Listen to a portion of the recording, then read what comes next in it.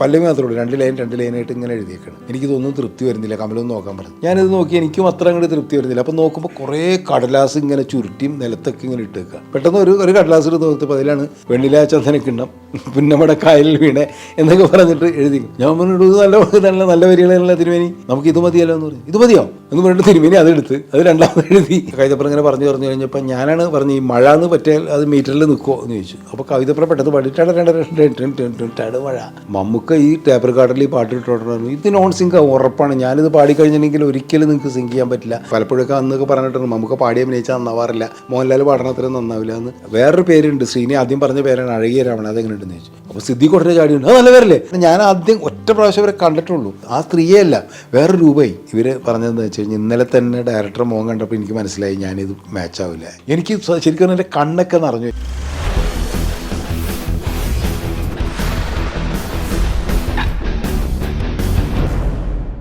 നമസ്കാരം, എൻ്റെ സിനിമാ വിശേഷങ്ങളിലേക്ക് വീണ്ടും സ്വാഗതം. ഞാനും ശ്രീനിവാസനും തമ്മിൽ കുറേ സിനിമകൾ ചെയ്തിട്ടുണ്ട്. അതിൽ വളരെ പ്രധാനപ്പെട്ടൊരു സിനിമയാണ് അഴകിയ രാവണൻ. കഴിഞ്ഞ മഴയത്തുമ്പയിൽ രവീന്ദ്ര മാഷായിരുന്നു മ്യൂസിക്. അപ്പോൾ രവീന്ദ്ര മാഷും പ്രൊഡ്യൂസറും തമ്മിൽ അതിൻ്റെ ഒരു ഫൈനൽ സംഭവം എത്തി കഴിഞ്ഞപ്പോൾ ചെറിയൊരു മാനസിക പ്രയാസം ഉണ്ടായപ്പോൾ പ്രൊഡ്യൂസർക്ക് ഒരു ആശങ്ക, രവീന്ദ്ര മാഷ് മ്യൂസിക് ചെയ്യണോ, കമലൊന്നും മാറ്റി ആരെങ്കിലും വേറെ നോക്കാൻ പറ്റുമോ, ജോൺസൺ അങ്ങനെയൊക്കെ.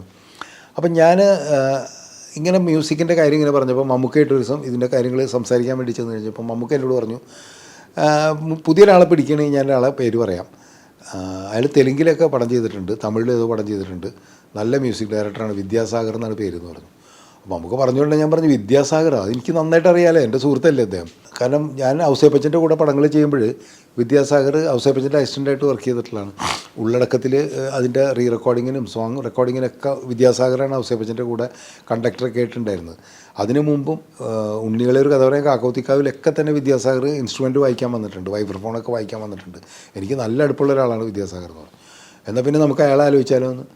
അങ്ങനെ ഞാൻ പറഞ്ഞു, തീർച്ചയായിട്ടും നമുക്ക് വിദ്യാസാഗറിനെ വിളിക്കാമെന്ന് പറഞ്ഞിട്ട് ഞാൻ വിദ്യാസാഗറിന് ഫോൺ ചെയ്യുന്നു. വിദ്യാസാഗർ ഭയങ്കര ഹാപ്പി ആയിപ്പോയി, ഒരു പടം ചെയ്യാൻ പോകണു എന്ന് പറഞ്ഞിട്ട്. അത് മമ്മൂട്ടിയൊക്കെ അഭിനയിക്കുന്ന വലിയ പടം. അങ്ങനെ വിദ്യാസാഗർ മ്യൂസിക് ഡയറക്ടറായിട്ട് തീരുമാനിക്കുന്നു. അദ്ദേഹം വരുന്നു. ഞാൻ ആദ്യം പറഞ്ഞ ഈരാളിയുടെ ഈ ഗസ്റ്റ് ഹൗസിലാണ് വിദ്യാസാഗർ വരുന്നത് കമ്പോസിങ്ങിന്. കൈതപ്പുറം വന്നു, ഞാനുണ്ട്, ശ്രീനിയുണ്ട്, വിദ്യാസാഗറും വന്നു. അപ്പോൾ ഞങ്ങൾ ആദ്യം വിചാരിച്ചൊരു തമിഴ് മ്യൂസിക് ഡയറക്ടർ, അദ്ദേഹത്തിന് മലയാളം ഭാഷയെക്കുറിച്ചും മലയാള പാട്ടുകളെക്കുറിച്ചും ഒന്നും വലിയ കാര്യധാരണയില്ല എന്നുള്ള രീതിയിൽ ആദ്യം ഞാൻ ഈ കഥയുടെ ഒരു ഏകദേശ ധാരണയൊക്കെ പറഞ്ഞിട്ട് മലയാളം പാട്ടുകളുടെ സ്വഭാവം എന്നൊക്കെ പറഞ്ഞിട്ട് കൈതപ്പുറം ചില പഴയ ബാബുരാജിൻ്റെ അവരൊക്കെ പാട്ട് ഇങ്ങനെ പാടി തുടങ്ങിയപ്പോൾ വിദ്യാസാഗർ അതിനൊപ്പം പാടാൻ തുടങ്ങിയ പാട്ടുകൾ. അപ്പോൾ ഞാൻ വിദ്യാസാഗരോട്, നിങ്ങൾക്ക് ഈ പാട്ടൊക്കെ അറിയോ? ഇത് ഞാൻ എപ്പോഴും കേൾക്കുന്നത് ബാബുരാജിൻ്റെയും ദേവരാജ മാഷിൻ്റെയും ദക്ഷിണാമൂർസ്വാമിയുടെയൊക്കെ പാട്ടുകളല്ലേ, എനിക്കിതൊക്കെ ഭയങ്കര ഇഷ്ടമാണ്, എൻ്റെ അച്ഛൻ ഇതിലൊക്കെ വായിച്ചിട്ടുണ്ട് എന്ന് പറഞ്ഞു. അപ്പോൾ ഇദ്ദേഹത്തിൻ്റെ ഫാദർ വലിയ മ്യൂസീഷ്യനായിരുന്നു. അദ്ദേഹം ഈ സരോദും പിന്നെ എന്താണ് വൈബ്രഫോൺ, അതാണ് അങ്ങനെ കുറേ ഇൻസ്ട്രുമെൻറ്റ്സ്, എനിക്ക് കൃത്യമായിട്ട് പേര് ഓർമ്മയില്ല ഇൻസ്ട്രുമെൻറ്റ്സിൻ്റെ, ഇതൊക്കെ വായിച്ചിട്ടുള്ള ബാബുരാജിൻ്റെയൊക്കെ പാട്ടുകളുടെ സ്ഥിരം മ്യൂസീഷ്യനായിരുന്നു ഇദ്ദേഹം, ഇത് വിദ്യാസാഗറിൻ്റെ ഫാദർ. അപ്പോൾ ഈ പാട്ടുകൾ നിരന്തരമായിട്ട് വിദ്യാസാഗർ ഈ മലയാളം പാട്ട് കേട്ടിട്ടുള്ളതുകൊണ്ട് തന്നെ മലയാള പാട്ടുകളുടെ ഒരു സ്വഭാവം, മലയാളികളുടെ ഒരു സംഗീതത്തിൻ്റെ ഒരു ഫീലൊക്കെ കൃത്യമായിട്ട് അറിയുന്ന ഒരാളായിരുന്നു വിദ്യാസാഗർ. അങ്ങനെ ആദ്യത്തെ ദിവസം കമ്പോസിങ്ങിന് ഇരുന്നിട്ട് വിദ്യാസാഗർ കംപ്ലീറ്റ് പഴയ പാട്ടുകൾ പാടിയിരുന്നു കൈതപ്പുറത്തിൻ്റെ ഒപ്പം. അടുത്ത ദിവസമാണ് ഞങ്ങൾ ഈ കമ്പോസിങ്ങിന് ഇരിക്കുന്നത്. അപ്പോൾ രാവിലെ കമ്പോസിങ്ങിന് ഇരുന്ന്, അന്ന് ഹാർമോണിയം വായിച്ചിട്ടാണ് ഈ കമ്പോസിങ്, അല്ലാണ്ട് ഇന്നത്തെ മാതിരി കീബോർഡ് വെച്ചിട്ടുള്ള പരിപാടിയല്ല. ഹാർമോണിയത്തിൽ ഇങ്ങനെ കമ്പോസ് ചെയ്യാനിരുന്ന ഉടനെ തന്നെ വെറുതെ മൂളിയ ഒരു പാട്ടിൻ്റെ ആദ്യത്തെ വരി തന്നെയാണ് ഈ വെണ്ണിലാ ചന്ദനക്കിണ്ണം എന്നുള്ള പാട്ട്. ആദ്യം കമ്പോസ് ചെയ്യുന്ന പാട്ടാണ് വിദ്യാസാഗറിൻ്റെ ആദ്യത്തെ പാട്ടും മലയാളത്തിൽ അത് തന്നെയാണ്. ഫസ്റ്റ് സിനിമയാണ് വിദ്യാസാഗറിൻ്റെ ഈ അഴകിയ രാവണൻ. അപ്പോൾ ഈ പാട്ട് ട്യൂൺ ഇട്ടു, സിറ്റുവേഷനൊക്കെ പറഞ്ഞ് കൈതപ്പുറം റൂമിലേക്ക് പാട്ട് എഴുതാനായിട്ട് പോയി. ഇയാളുടെ ഗസ്റ്റ് ഹൗസിൽ തന്നെയാണ്. വിദ്യാസാഗർ പോവും, രാത്രി പോയിട്ട് പിറ്റേന്ന് കാലത്ത് വീണ്ടും വരും, അടുത്ത പാട്ടുണ്ടാക്കുന്നു. അങ്ങനെയൊക്കെയായിരുന്നു. കൈതപ്പുറം ഇങ്ങനെ എഴുതാനായിട്ട് ഇരുന്നിട്ട് എത്രയായിട്ടും പാട്ട് ശരിയാവുന്നില്ല. രാത്രി ഞങ്ങൾ ഭക്ഷണം കഴിക്കുമ്പോൾ എൻ്റെ അടുത്ത് പറഞ്ഞു, എന്തൊരു മൂഡ് ശരിയാവില്ല, ഞാൻ എഴുതിയിട്ട് ശരിയാവില്ല എന്നൊക്കെ പറഞ്ഞ് പലപ്പോഴും എങ്ങനെ വെച്ചാൽ അതിനു മുമ്പ് സംഭവിച്ചിട്ടുള്ളതാണ്. ഞാൻ കിടന്നുറങ്ങും, ഇപ്പോൾ എപ്പോഴെങ്കിലും രാത്രി പാതിരാക്കി എൻ്റെ റൂമിൽ വന്നിട്ട് തട്ടും, അതല്ലെങ്കിൽ റൂമിലെ ലാൻഡ് ഫോണിലേക്ക് കൈതപ്പുറത്തിൻ്റെ കോൾ വരും, നമുക്കൊന്നും ഇരിക്കാൻ പറ്റുമെന്ന് നിൽക്കും. രാത്രി ചിലപ്പോൾ 2 മണിക്കൊക്കെ ആയിരിക്കും. അങ്ങനെ പതിപോലെ കൈതപ്പുറം എന്നെ രാത്രി 2 മണി കഴിഞ്ഞപ്പോൾ വിളിക്കുന്നു, എൻ്റെ മുറിയിലേക്ക് ഒന്ന് വരുമെന്ന്. ഞാൻ പറഞ്ഞു ഞാൻ വരാമെന്ന് പറഞ്ഞ് ചെന്ന് കഴിഞ്ഞപ്പോൾ കൈതപ്പുറം ഇങ്ങനെ കിടക്കുക. എന്നിട്ട് പറഞ്ഞു, ഞാനിങ്ങനെ പലതും എഴുതി ശരിയാവുള്ളതെന്ന് പറഞ്ഞൊരു ഫയലിൽ ഇങ്ങനെ കുറേ വരികൾ ഇങ്ങനെ കാണിച്ചു. പല്ലവി മാത്രമേ ഉള്ളൂ, രണ്ട് ലൈനായിട്ട് ഇങ്ങനെ എഴുതിയേക്കാണ്. എനിക്കിതൊന്നും തൃപ്തി വരുന്നില്ല, കമലൊന്നും നോക്കാൻ പറഞ്ഞു. ഞാനിത് നോക്കി എനിക്കും അത്ര അങ്ങോട്ട് തൃപ്തി വരുന്നില്ല. അപ്പോൾ നോക്കുമ്പോൾ കുറേ കടലാസ് ഇങ്ങനെ ചുരുട്ടിയും നിലത്തൊക്കെ ഇങ്ങനെ ഇട്ട് വെക്കുക. അപ്പോൾ ഞാൻ ചെയ്തു ഇതൊക്കെ എന്താണ്, അല്ല ഇത് എഴുതി ഞാൻ കളഞ്ഞാണെന്ന് പറഞ്ഞിട്ട് ഞാൻ വെറുതെ അതൊക്കെ എടുത്ത് തുറന്നു നോക്കിയപ്പോൾ കൈതപ്രം പറഞ്ഞു അല്ല കമല അത് നോക്കണ്ടെന്ന് പറഞ്ഞു. ഞാൻ വെറുതെ നോക്കട്ടെ എന്നൊക്കെ പറഞ്ഞിട്ട് ഓരോ വരിയെടുത്ത് ഇങ്ങനെ കടലാസുകൾ എടുത്ത് നോക്കും, ആ വരി വായിക്കും, അത് കളയും. അങ്ങനെ എടുത്ത് പെട്ടെന്ന് ഒരു കടലാസ് എടുത്ത് നോക്കിയപ്പോൾ അതിലാണ് വെണ്ണില ചന്ദനക്കിണ്ണം പുന്നമട കായലിൽ വീണേ എന്നൊക്കെ പറഞ്ഞിട്ട് എഴുതി. ഞാൻ പറഞ്ഞിട്ട് നല്ല വരികളല്ല തിരുമേനി, നമുക്ക് ഇത് മതിയല്ലോ എന്ന് പറഞ്ഞു. ഇത് മതിയോ എന്ന് പറഞ്ഞിട്ട് തിരുമേനി അതെടുത്ത് അത് രണ്ടാമത് എഴുതിയിട്ട് പിറ്റേന്ന് വിദ്യാസാഗറിന് കേൾപ്പിച്ചു. അങ്ങനെ വിദ്യാസാഗർ അത് പാടി നോക്കി. അങ്ങനെയാണ് ഈ വെണ്ണില ചന്ദനക്കിണ്ണം എന്നുള്ള പാട്ടുണ്ടാകുന്നത്.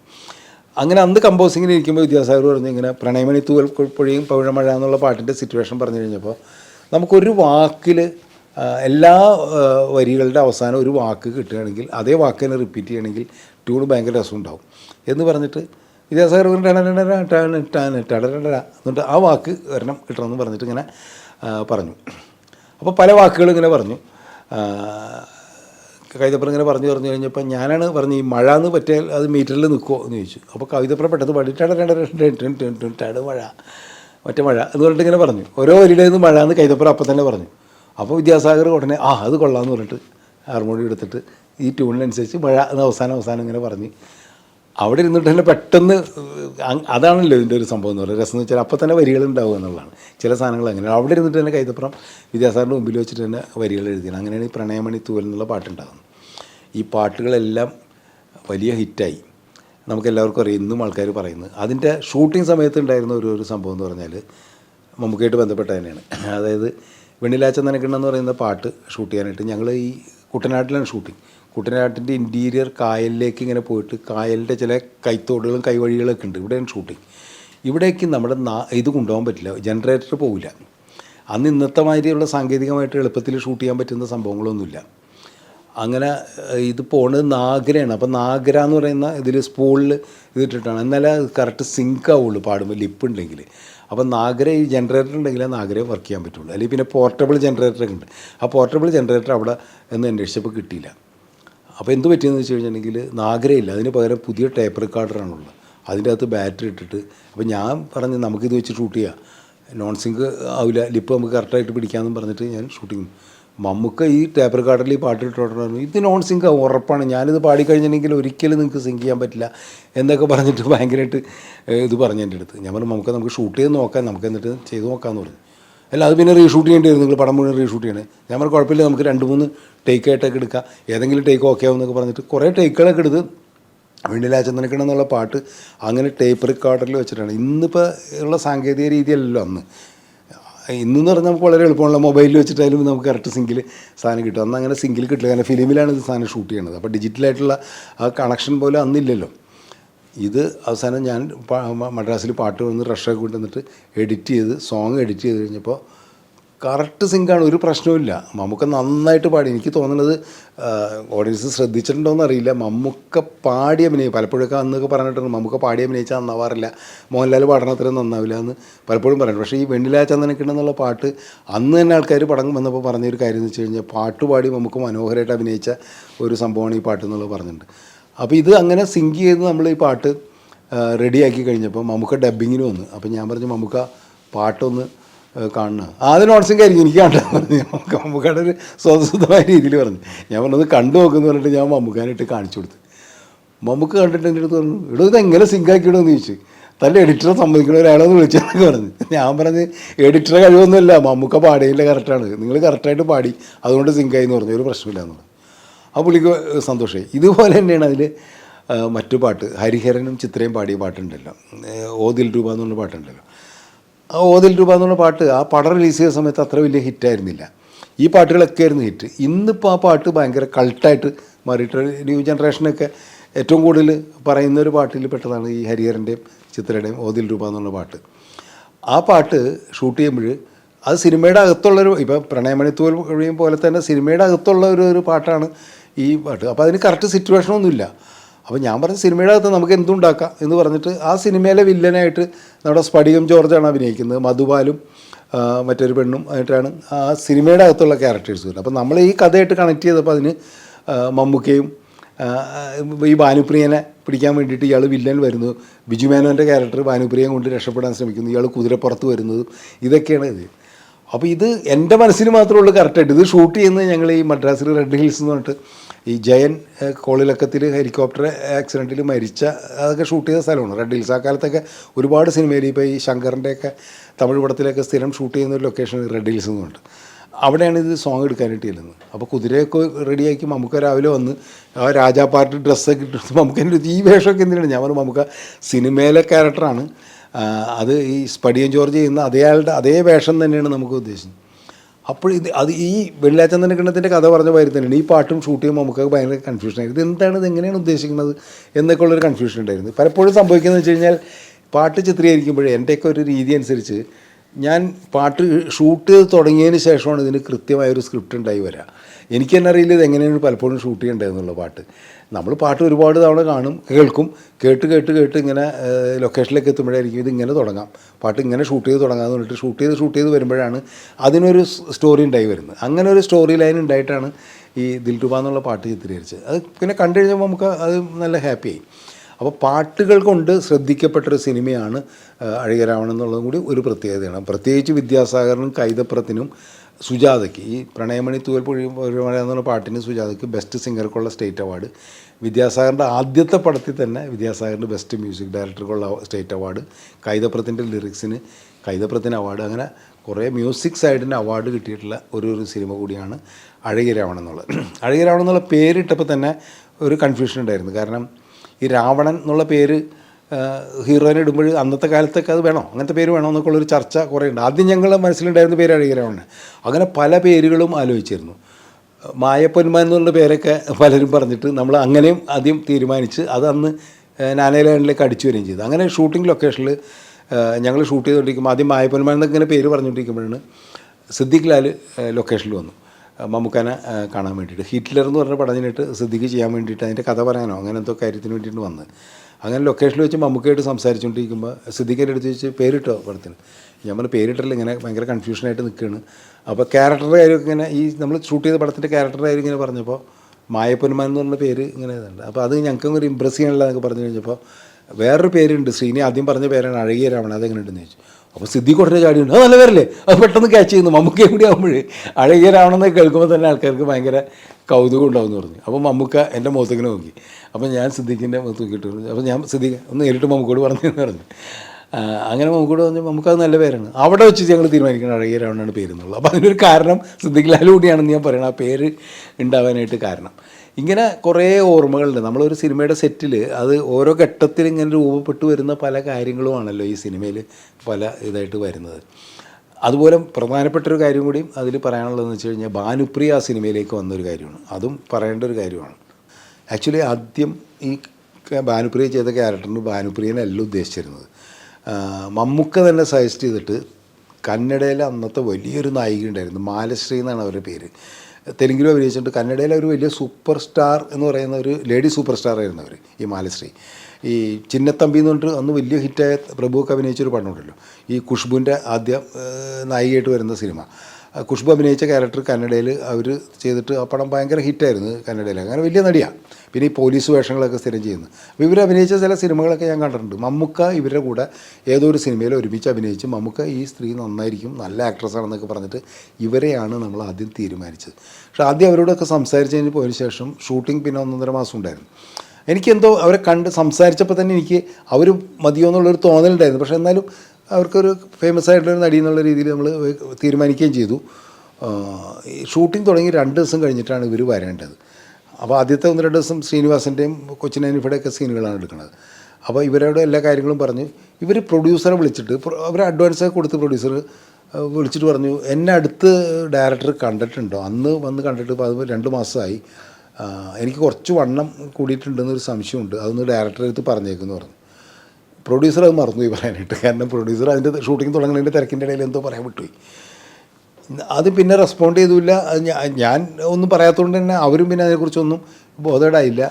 ഇവർ കയറി വന്നു. ഷൂട്ടിംഗ് തുടങ്ങി 2ാമത്തെ ദിവസമാണ് ഇവർ ലൊക്കേഷനിൽ വന്ന് എയർപോർട്ടിൽ ഇറങ്ങി നേരെ ഞങ്ങളുടെ ലൊക്കേഷനിൽ ചേർത്തലയാണ് ലൊക്കേഷൻ വന്ന്.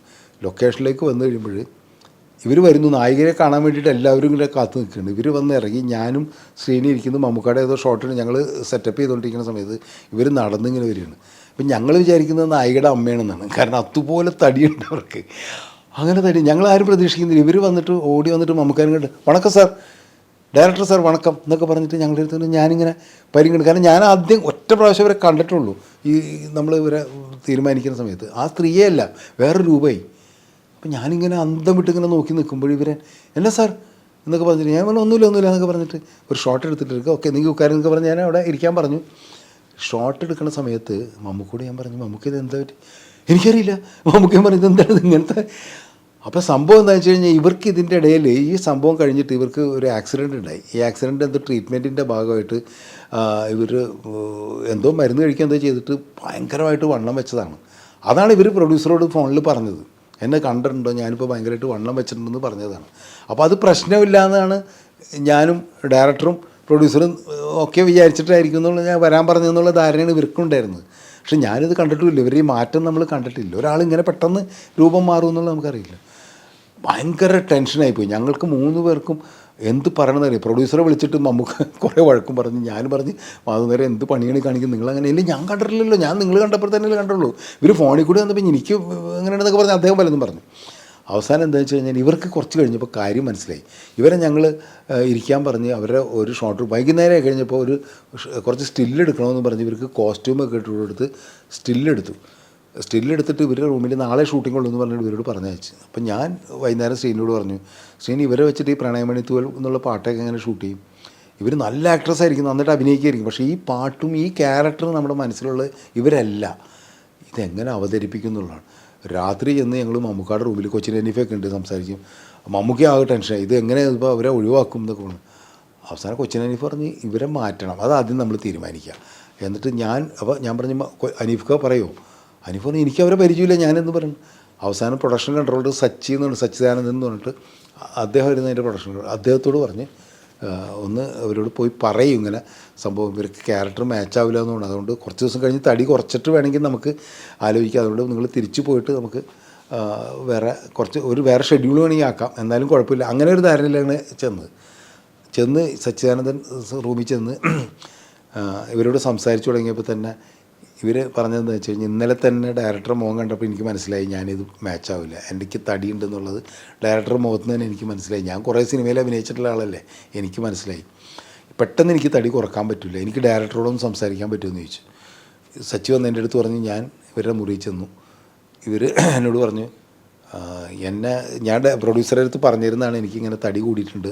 ഞാൻ പറഞ്ഞു പ്രൊഡ്യൂസറെ എന്നോട് പറയാൻ വിട്ടുപോയത്, സാരമില്ല ഇത് സംഭവിച്ചു കഴിഞ്ഞു, ഇനിയിപ്പോൾ എന്തായാലും നിങ്ങളുടെ ക്യാരക്ടർ ഞാനല്ലാന്ന് എനിക്ക് മനസ്സിലായി, അതുകൊണ്ട് എനിക്ക് യാതൊരു പിണക്കവും ഇല്ല, ഞാൻ പോയിക്കൊള്ളാം, മനസ്സിലായി, ഞാൻ അഡ്വാൻസ് നിന്ന് തന്നെ പ്രൊഡ്യൂസർക്ക് തിരിച്ചു കൊടുത്തേക്കാം, ഞാൻ പോയി. എനിക്ക് ഭയങ്കര വിഷമമായി പോയി, കാരണം ഇങ്ങനെ ഒരു റിയാക്ട് ചെയ്യുമെന്ന് ഞാൻ ഒരിക്കലും പ്രതീക്ഷിച്ചില്ല.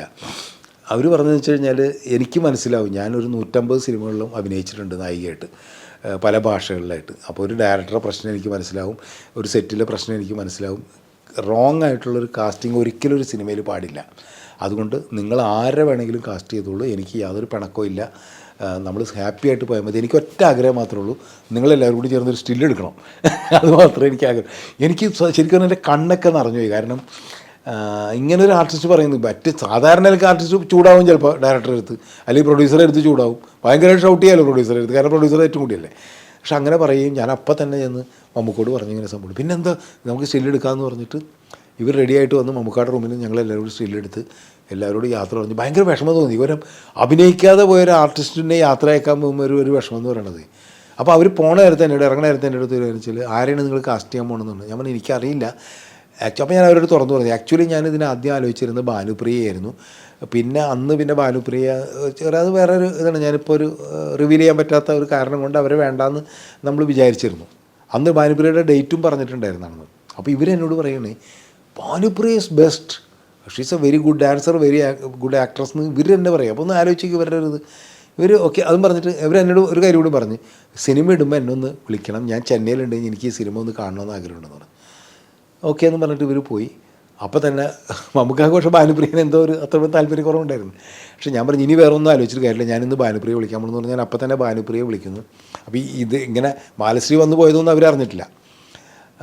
ഞാൻ വിളിച്ചപ്പോൾ അപ്പോൾ ഞാൻ പറഞ്ഞു പെട്ടെന്നാണ് ഞങ്ങൾ ഷെഡ്യൂൾ വെച്ചത്, അതുകൊണ്ട് നിങ്ങളുടെ അടുത്ത് പറഞ്ഞിട്ടുണ്ടായിരുന്നില്ലേ എന്ന് പറഞ്ഞു. ഇവർ പറഞ്ഞു ഓക്കെ, അപ്പോൾ നാളെ വരാൻ പറ്റില്ല, മറ്റന്ന് കയറി വരാമെന്ന് പറഞ്ഞു ഇവർ.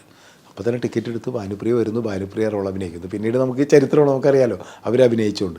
പക്ഷേ അത് കഴിഞ്ഞിട്ട് കുറേ ദിവസം കഴിഞ്ഞപ്പോൾ ഒരു ദിവസം ഷൂട്ടിംഗ് നടക്കുന്നതിൻ്റെ ഇടയിൽ ഭാനുപ്രിയ എന്നെ വിളിച്ചിട്ട് ചോദിച്ചു, ഇത് മാലശ്രീനെയാണോ വെച്ചിരുന്നത് ക്യാരക്ടർ എന്ന് എൻ്റെ അടുത്ത് ചോദിച്ചു. എങ്ങനെയാണ് പറഞ്ഞു? ഞാൻ പെട്ടെന്നൊരു നിമിഷം വല്ലാണ്ടായി.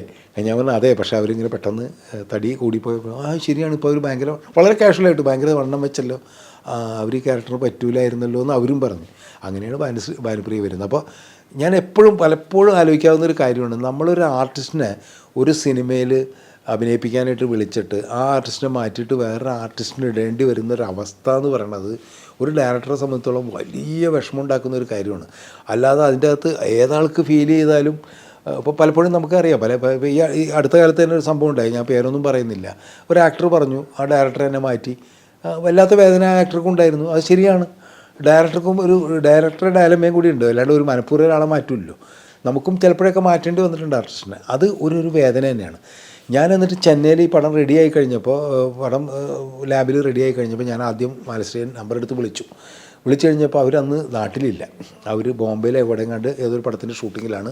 ഇവർ പറഞ്ഞ് ഞാൻ തിയേറ്ററിൽ നിന്ന് സിനിമ കണ്ടോളാം, എന്നിട്ട് ഞാൻ നിങ്ങളെ വിളിച്ചോളാം എന്ന് പറഞ്ഞിട്ട് ഈ പടം റിലീസ് ചെയ്തിട്ട് ഏകദേശം ഒരു മാസം കഴിഞ്ഞിട്ടുണ്ട്. ഇവരെവിടെന്നോ ഈ സിനിമ കണ്ടിട്ട് എന്നെ വിളിക്കുകയാണ്. എന്നെ വിളിച്ചിട്ട് I so your movie, it's wonderful movie, what A good performance മറ്റേ ബാലുപ്രിയയുടെ എന്നും പറഞ്ഞിട്ട് ഇവർ പറയുകയാണ്. അപ്പം ഞാൻ എന്നും ഓർക്കുന്നു, എനിക്ക് മറക്കാൻ പറ്റില്ല. എൻ്റെ ജീവിതത്തിൽ ഞാൻ ആദ്യമായിട്ട് ഇവരെ കാണുന്നത് ആ സിനിമയായിട്ട് ബന്ധപ്പെട്ടിട്ടാണ്. പിന്നീട് അവരെ കണ്ടിട്ടില്ല. പക്ഷേ മാലശ്രീ എന്ന് പറയുന്ന ആക്ട്രസിനെ നമുക്കൊരു ഭയങ്കര ബഹുമാനം തോന്നുന്ന രീതിയിൽ ഉണ്ടെന്നുള്ളതാണ് സത്യം. അഴകിരാവണ ഞാൻ ആലോചിക്കുമ്പോൾ എൻ്റെ ഒരു എപ്പോഴും ചിന്തയിൽ ആദ്യം വരുന്ന ഈ മാലശ്രീയുടെ ഒരു മുഖമാണെന്നുള്ളതാണ്. എനിവേ ബാക്കിയുള്ള കാര്യങ്ങളൊക്കെ നമുക്ക് എല്ലാവർക്കും അറിയാവുന്ന പോലെ ആ സിനിമ ഒരു കൾട്ട് സിനിമയായിട്ട് ഇപ്പോൾ നിൽക്കുന്നുണ്ട്. എൻ്റെ സിനിമയെക്കുറിച്ച് എല്ലാവരും സംസാരിക്കുമ്പോൾ പലപ്പോഴും ആദ്യം പറയുന്ന ഒരു പേര് എന്ന് പറയുന്ന അഴകിരാവണം എന്ന് പറഞ്ഞ സിനിമയെക്കുറിച്ചാണ്. അതിൽ വലിയ സന്തോഷമുണ്ട്. ഇങ്ങനെ ഒരു സിനിമ ചെയ്യാൻ, പ്രത്യേകിച്ചും മമ്മൂട്ടി, ഞാൻ, ശ്രീനിവാസൻ, മാധവൻ നായരൊക്കെ അടക്കുന്ന ഒരു കോമ്പിനേഷനിൽ ഒരു സിനിമ ഓർക്കുന്നൊരു സിനിമയാവാൻ കിട്ടിയതിൽ അഴകിരാവണൻ എൻ്റെ പ്രിയപ്പെട്ട സിനിമയായിട്ടാണ് ഞാൻ എപ്പോഴും കണക്കാക്കുന്നത്.